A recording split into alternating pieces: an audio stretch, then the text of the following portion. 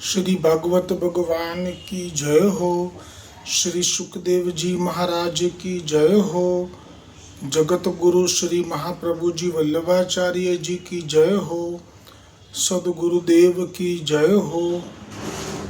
श्रीमद् भागवत महापुराण वेदव्यास जी रचित गीता प्रेस गोरखपुर जे पुस्तक છે મૂળ સંસ્કૃતના શ્લોક અને તેનો ગુજરાતીમાં અનુવાદ તેનો જ નિત્ય પાઠ કરી રહ્યા છીએ।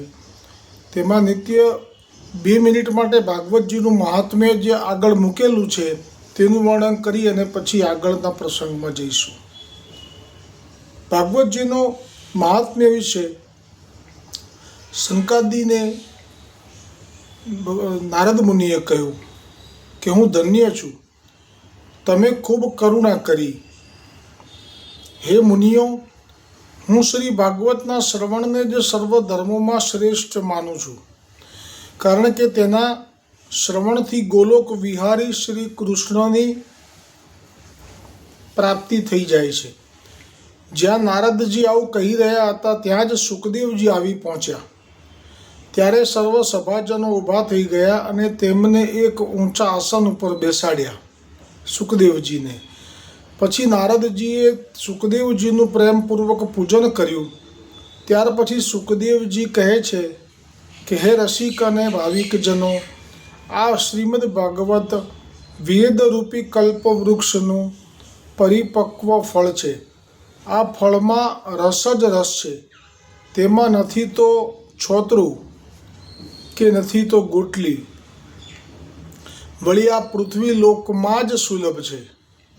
જ્યાં સુધી શરીરમાં ચેતના રહે ત્યાં સુધી તમે વારંવાર આનું પાન કરો। જે ત્રિવિધ તાપોનો જડમૂળથી નાશ કરે છે। જે સમયે જીવ આ ભાગવત શ્રવણની ઈચ્છા કરે છે તે જ સમયે પ્રભુ વિના વિલંબ તેમના હૃદયમાં આવીને બેસી જાય છે। તેથી અન્ય શાસ્ત્રનું શું પ્રયોજન? આ ભાગવત પુરાણનું તિલક અને વૈષ્ણવોનું ધન છે। આ રસ સુખદેવજી હવે જે કહી રહ્યા છે તે છેલ્લી આ મહત્વનું મહાત્મ્ય કહે છે કે આ ભાગવત રૂપી રસ સ્વર્ગલોક, સત્યલોક એટલે કે બ્રહ્માજીનું સ્થાન છે, કૈલાસ અને વૈકુંઠમાં પણ નથી। તેથી હે ભાગ્યવાન શ્રોતાઓ, તમે આનું ખૂબ પાન કરો, આને કદી ન છોડો, ન જ છોડો। આજે ભાગવતજીમાં આટલું મહાત્મ્ય લીધું, હવે આવતીકાલે આગળનું લઈશું। હવે ભાગવતજીમાં જે ઋષભદેવના પ્રથમ પુત્ર ભરતજી રાજગાદી ઉપર બિરાજ્યા અને આપે પછી સમય થયો એટલે વૃદ્ધાવસ્થા મૃત્યુ નજીક છે એવું જાણીને આત્મકલ્યાણ માટે ભવસાગરથી પાર થવા માટે ગંડકી નદી પાસે જે ભગવાન વિષ્ણુની પૂજા શરૂ કરી, તેનું વિષ્ણુની કૃપાથી પરિણામ ફલ ભક્તિ એ હૃદયમાં દ્રઢ થવા લાગી। નેત્રોમાં અશ્રુની ધાર થવી, શરીર કંપન થવું, દેહાધ્યાસ ભૂલાઈ જવો, આ બધી અવસ્થાઓ પાર કરી લીધી। પછી જે પ્રસંગ આવ્યો કે હરણના બચ્ચાને બચાવવા ગયા અને એનામાં મોહ થયો કે મારા વગર આનું કોણ, અને એટલે જ બધું છૂટ્યું ભજન। અને એના માટે એ બ્રાહ્મણ એ હરણના બચ્ચા માટે થઈ અને મૃત્યુ સમયે એનું ચિંતન કર્યું તો એ પોતે 4 પગવાળા હરણના શરીરમાં આવી ગયા। હવે આગળનો પ્રસંગ, કરેલી ભક્તિના પ્રતાપે બધું જ સ્મરણ તાજું રહ્યું। તેથી અસાર સંસાર માટે વૈરાગ્ય જાગૃત થયો। તેને છુપાવેલો રાખીને કાલંજર પર્વત ઉપર જ્યાં એ હરણના ગર્ભમાંથી બહાર આવ્યા હતા એ માતાનો પણ ત્યાગ કરી દીધો અને પોતાની જન્મભૂમિ એવી આ કાલંજર પર્વતથી ફરી પાછા ગંડકી નદીના કિનારે પોતાના સાધનાના સ્થાન પર આવ્યા। ત્યાં રહીને કાળની મૃત્યુની પ્રતીક્ષા કરવા લાગ્યા। હવે તેમને આસક્તિ તરફથી ભારે ભય લાગવા લાગ્યો, કેમ કે આ તો અનુભવ થયો કે મેં ભક્તિ કરતા સર્વ શ્રેષ્ઠ ભક્તિનું ફળ પણ પ્રાપ્ત કરવાની શરૂઆત કરી લીધેલી કે એ આનંદ એવો હતો ભગવાનનું ધ્યાન કરતાં કરતાં ભગવાનની લીલાનું ચિંતન કરતાં કરતાં જે સુખ મળી રહ્યું હતું એ તો એવું હતું કે આવો રસ તો કદી ન દીઠો, હરિરસ પીતા નશો ઓરાવે. આટલું બધું સુખનો અનુભવ થઈ ચૂક્યો હતો કે જેથી મને મારું પત્ની, મારા બાળકો, મારું રાજ્ય, ખજાના કશું યાદ નહોતું આવતું. એવું સુખ મને મળી ચૂક્યું હતું કે હરિગુણ સુણતા નાચ્યું છું, પરમાનંદમાં રાચું છું. પણ એ પરમાનંદ પછી એક હરણના બચ્ચાનામાં મોહ જવાથી એ મારો લૂંટાઈ ગયો. હવે એ જ મુખ્ય કારણ જે હતું કે જેને કારણે 4 પગવાળા શરીરમાં, હરણના શરીરમાં આવવું પડ્યું છે. તેથી હવે તો તેમણે શરીરનો ત્યાગ કર્યો. અને કયા ભાવ સાથે?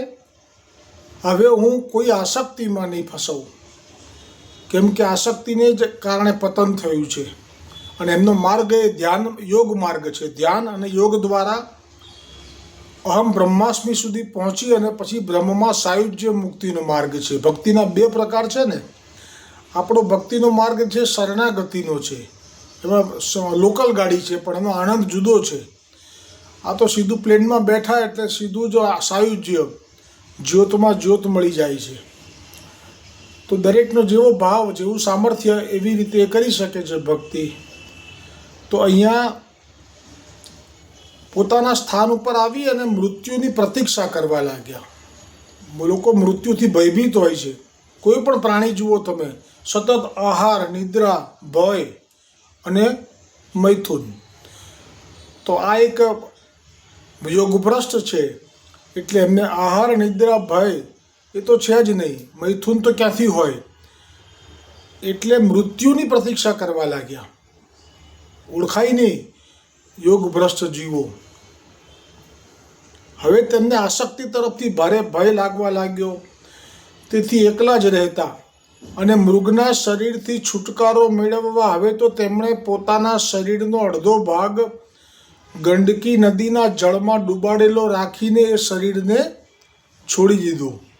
શ્રી સુખદેવજી કહે છે, હે રાજન, આંગિરસ ગોત્રમાં ઉત્તમ ગુણોથી સંપન્ન એક શ્રેષ્ઠ બ્રાહ્મણ હતા.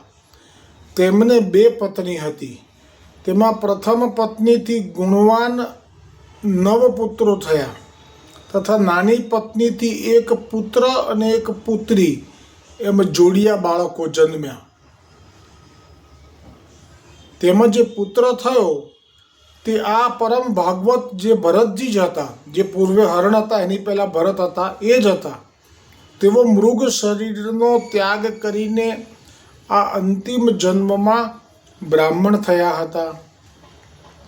આ જન્મમાં પણ ભગવાનની કૃપાથી પોતાની પૂર્વ બંને જન્મોની સ્મૃતિ હતી. તેથી પૂર્વજન્મમાં જે ભૂલ થઈ હતી તેવી ફરી ના થઈ જાય, તેથી પોતાના માતા પિતા અને ભાઈઓ તથા સ્વજનોના સંગથી પણ ઘણા ડરતા હતા. જેવી રીતે જે કપૂર ક્ષત્રિય જલદરિયા એ મહાપ્રભુજીના સેવક હતા. વનમાં મહાપ્રભુજીનું મિલન થયું હતું. શિકાર થયો હતો એમના માતા પિતાનો, વાઘે ફાડી ખાધા હતા.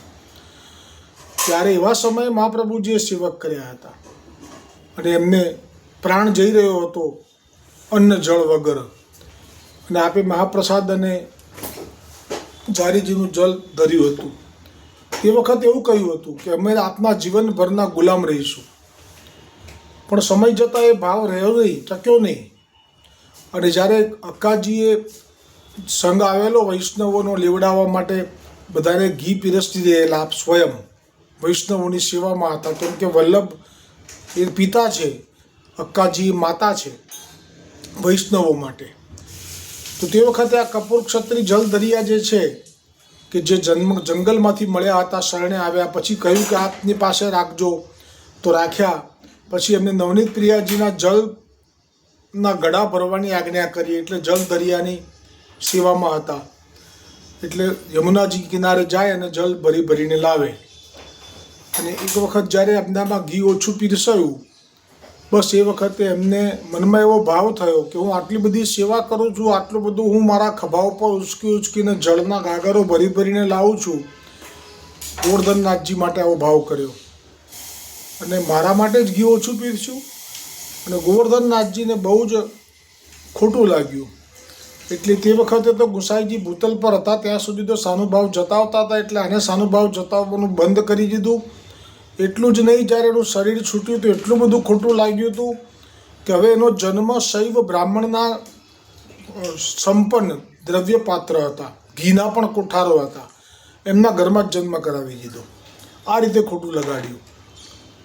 પણ અહીંયા જેમ ભરતજીને પૂર્વજન્મનું સ્મરણ છે, એવી રીતે ત્યાં પણ એમને પૂર્વજન્મનું સ્મરણ હતું કે હું મહાપ્રભુજીનો સેવક હતો, મને આવી રીતે શરણે લીધો હતો અને પછી હું આવી રીતે મેં કંઈક મનમાં વિચાર્યું કે મારામાં કેમ આવું ઘી ઓછું પીરસ્યું, એટલે મારી ગોવર્ધનનાથજી ખીજાયા, એટલે મારી આ દશા થઈ. પણ ગોવર્ધનનાથજી ખીજાય છે છતાં પણ પોતાના બ્રહ્મ સંબંધ આપેલા જીવને એ છોડતા નથી, ત્યાગ નથી કરી શકતા. વચન આપેલું છે જે આવશે પવિત્રા બારસના દિવસે, આપણો બ્રહ્મ સંબંધ દાતાર ગુરુને પવિત્રા ધરવાનો દિવસ, અને 11નો દિવસ એ આ જ દિવસ કે જેમાં મહાપ્રભુજીને ગોવર્ધનનાથજીએ વચન આપ્યું હતું કે જેને બ્રહ્મ સંબંધ હું આપીશ, તમે જેને બ્રહ્મ સંબંધ આપશો પછી એનો ત્યાગ નહીં કરી શકું. એ વચન આપે પાળ્યું. કેવી રીતે? તો કે આવી રીતે. તો ભરતજીને પણ પોતાના પૂર્વ બંને જન્મોની સ્મૃતિ હતી, તેથી પૂર્વજન્મમાં જે ભૂલ થઈ હતી તેવી ફરી ના થઈ જાય, તેથી પોતાના માતા પિતા અને ભાઈઓ તથા સ્વજનોના સંગથી પણ ઘણા ડરતા હતા. અને જેમનું શ્રવણ સ્મરણ અને ગુણ કીર્તન બધા પ્રકારના કર્મબંધનને કાપી નાખે છે, તે ભગવાનના ચરણ કમળોને પોતાના હૃદય કમળમાં ધારણ કરેલા હતા, પણ બીજાઓની દ્રષ્ટિમાં પોતે પાગલ જડ બહેરા એવું વર્તન કરતા રહેતા. તેમના પિતા તેમને ભણાવવા ઈચ્છતા હતા, પણ 4 મહિના સુધી ભણાવ્યા છતાં ગાયત્રી પણ સારી રીતે યાદ રાખી શક્યા નહીં. એટલે કે યાદ રાખી નહીં. આપ તો પૂર્વજન્મના ભક્તિથી સજ્જ છો, એટલે આપને હવે કંઈ ભણવાની જરૂર પણ નથી. આપ તો આત્માનો પણ અનુભવ કરી ચૂક્યા છો, આત્મજ્ઞાનનો પણ. ભગવાન વિષ્ણુની પૂજા કરીને એ લાભ પણ મેળવી ચૂક્યા છો. એટલે આ જન્મમાં આપને કોઈ ગુરુ પણ નથી, કેમ કે જેમણે પૂર્વજન્મમાં ભગવાન વિષ્ણુની કૃપાથી જ આ જ્ઞાન મેળવી લીધું છે. આમાં આ એક એવો પ્રસંગ છે કે આમના કોઈ ગુરુ નથી. પૂર્વજન્મમાં પણ કોઈ ગુરુ નહોતા. પૂર્વ એટલે હરણની પહેલાં જે ભરત રાજા હતા ત્યારે પણ નહોતા. સીધા ભગવાન વિષ્ણુની કૃપાથી. એટલે એક ભાગવતનો આ મહિમા છે કે જે ભગવાનની ભક્ત હરિજન બને હરિને ભજતા, એ તો વહાલા હરિને થઈ જતા. આ જેટલી પણ ગોપીજનો છે એ લોકોનો પૂર્વજન્મ જ્યારે આવશે ગ્રંથ સંહિતામાં, તો ભગવાનના અવતારો થાય અને એમને જોઈને જે સ્ત્રીજનો પતિ ભાવથી એમની પાસે યાચના કરે, પણ એ વખતે મર્યાદા હોય નરનારાયણની, વિષ્ણુ ભગવાન વૈકુંઠમાં જે લક્ષ્મીજીની દાસીઓની, રામચંદ્રજી જ્યારે વનમાં ગયા ભીલડીઓની, અને કૌશલપુર નગરીની સ્ત્રીઓને જનકપુરમાં લગ્ન માટે ગયા, ત્યાં પણ બધી સ્ત્રીઓ મોહિત થાય, સ્વાભાવિક છે, કામદેવથી અધિક રૂપ હોય. તો આ બધી જ જે સ્ત્રીઓને જે વચન આપેલું છે પ્રભુએ સ્વયં કે અમે તમારો અંગીકાર એ પૂર્ણ પુરુષોત્તમ સ્વરૂપથી કરીશું, તો એ અંગીકાર જ્યારે કરવામાં આવ્યા અહીંયા અત્યારે ભગવાન શ્રી કૃષ્ણથી, તો તે વખતે ને અત્યારે ક્યાંય વચ્ચે ગુરુ નથી, સીધી જ કૃપા છે. આ ભક્તિ માર્ગનું એક વિશિષ્ટ લક્ષણ છે. પણ જ્યારે પછી લોકમાં જવાનું થાય, ગોલોકમાં, પછી જે અપરાધો થાય, કેમ કે ગુરુ વગર જ્ઞાન નથી. ચાહે પછી એ નિર્ગુણ નિરાકારનું હોય કે સગુણ સાકારનું હોય, પણ ગુરુ તો જોઈએ. પણ સમયે પછી ગુરુની વ્યવસ્થા પણ આપ જ કરે છે. એટલે આપે જ પછી ભૂતલ ઉપર પાડ્યા એ જીવોને. અને હવે એ જ સ્વામીજી સાક્ષાત પરળ બ્રહ્મ એ મહાપ્રભુજી તરીકે પ્રગટ થયા અને બધાયના ગુરુ થયા. એટલે જે ગુરુ વિના જ્ઞાન નહીં એ કહે છે, એ પણ અહીંયા ગુરુ તરીકે આપે જ વ્યવસ્થા કરી બધી. એક વખત તો જેમ કે ચડી જવું ગાડીમાં, ભક્તિની ગાડીમાં, પછી બધું વ્યવસ્થા ઠાકોરજી કરે છે કે ભાઈ ગુરુ વગર તમને નહીં રાખે. તો આ રીતે અહીંયા તો પણ ગુરુ કર્યા જ નથી. અહીંયા તો ગાયત્રી પણ નથી ભણ્યા. પિતા પોતે અંતિમ અવસ્થા સુધી પહોંચી ગયા છતાં પોતાનું કલ્યાણ થાય તે માટે ભગવાનની ભક્તિ મુખ્ય કર્તવ્ય પ્રત્યે અસાવધ રહી કેવલ ગૃહસ્થમાં જ વ્યસ્ત હતા. આ વિટંબણા તો આજના સમયમાં ઘરે ઘરે છે. સુખદેવજી દર્શન કરાવે છે કે આ જે જડ ભરત જેના ઘરમાં જન્મ્યા હતા એમાં પોતાની સાવકી માતાના 9 પુત્રો હતા. એ કર્મકાંડી હતા. બીજી જે પત્ની હતી એનાથી પોતે અને પેલી દીકરી ભાઈ બહેન સગા જોડિયા એ જન્મ્યા હતા. પિતા તો કેટલો વૃદ્ધ હોય. હવે પિતાનો સમય આવી ગયો છે, અંત સમય, પણ હજી એ પિતા એ પોતાનું માનવ તન મળ્યું છે તો મારે ભવસાગર તરવું છે કે આત્મકલ્યાણ કરવું છે એવો પણ વિચાર એમના મનમાં નથી આવતો.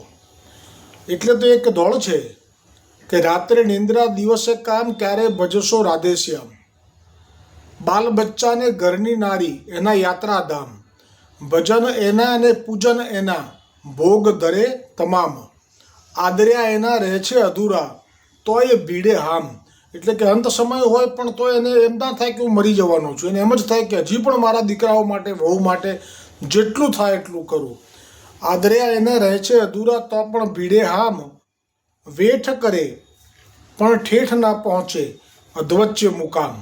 એટલે એકદમ સમય આવી જાય મૃત્યુનો પણ પછી તો કંઈ થાય નહીં. છેલ્લા સમયે શું થાય? એટલે આ તો સુખદેવજી દર્શન કરાવે છે આવા કે પિતા પોતે અંતિમ અવસ્થા સુધી પહોંચી ગયા છતાં પોતાનું કલ્યાણ થાય તે માટે ભગવાનની ભક્તિ મુખ્ય કર્તવ્ય છે. સુખદેવજી કહે છે શિવજીનો અંશ અવતાર. એ પ્રત્યે અસાવધ રહી કેવલ ગૃહસ્થમાં જ વ્યસ્ત હતા. ત્યારે જ તેમને લેવા કાળ આવી ગયો.